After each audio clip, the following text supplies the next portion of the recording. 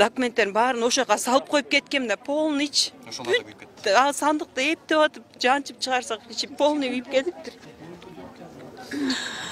Билбейм. Эки турак жайын күрөөгө коюп насыя алып соода кылган Алтынай Асаналиеванын өрттүн зардабынан 6 миллионго жакын соодасы күйүп кетти. Базарда тиричилик кылып түшкөн кирешеге 3 баласын баккан эне учурда кандай айла кылаарын билбей башы маң болуп турган кези. Соодагерлерди кайгыга салган сырдуу өрт Ош базарын бүгүн дагы жалмады. Жаратылыштын кырсыгы 12-синен 13-үнө караган түнү саат 3-4 чамасында катталган. Мен 3:30-да уктум, 3:30-да угуп эле келдим. Этте кечелер чалды, 3:30-да келсем, 4кө кичине аз калганда келгенде Берекеттин тиги башы өрттөндү. Биз жака жете элеккен. Кача мен 10 тебетей алып чыксам деле мага кичине болсо да неме болмок да. Вообще киргизбей кошту. Өтмөктүн астынан кирип, элдер товарын алып чыгаттыр. Аякта биз көргөн жокпуз да. Ошондо киргенде деле биз жетишмекпиз. Биз жака деген 4төн өтүп, 4:30-да жетти биз жака. Берекеттин берки башына вообще киргизбей койду.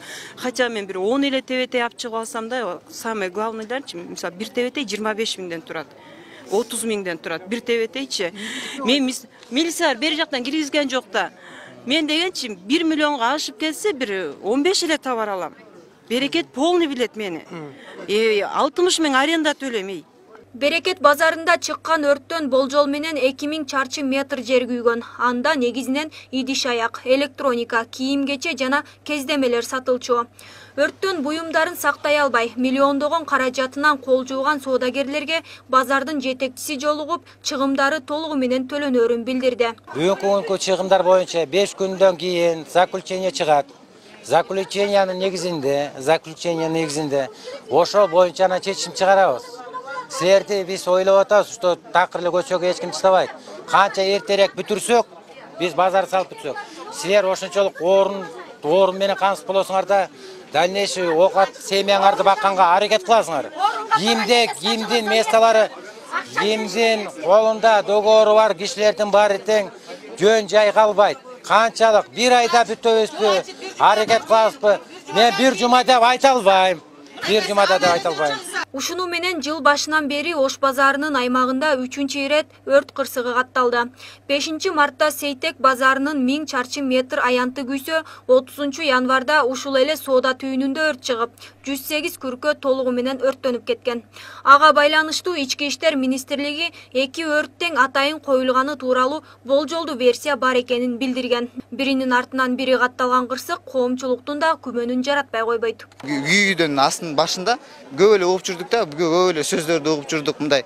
Жанакындай башка бирөө өрттөп мындай неме өрттөгөн атат, потому что биздин баш болду, биз бир өрт болду да, ошондо бирөө өрттөдү деген неме миш-миш болгондагы, анын экинчисинен дагы бир өрт чыгат. Тилсиз жоо бир эле убакта эки шаардын базарына кол салды. Бишкектин Берекети менен Жалал-Абад шаарынын Борбордук базары дагы өрткө учурады. Маалыматка ылайык өрт түнкү 2-лер чамасында катталган. Бактыга жараша жалындан эч ким кырсыктаган эмес. Ал эми Берекет соода борборунан чыккан өрттүн айынан 7 адам жабыр тартып, ошол замат биринчи жардам көрсөтүлгөн.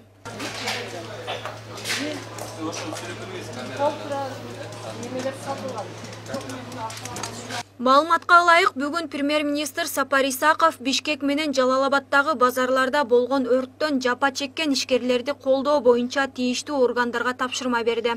Ички иштер министрлигине өрттүн себебин кылдат аныктап, ага себепчи болгондорду жазалоо милдетин жүктөдү.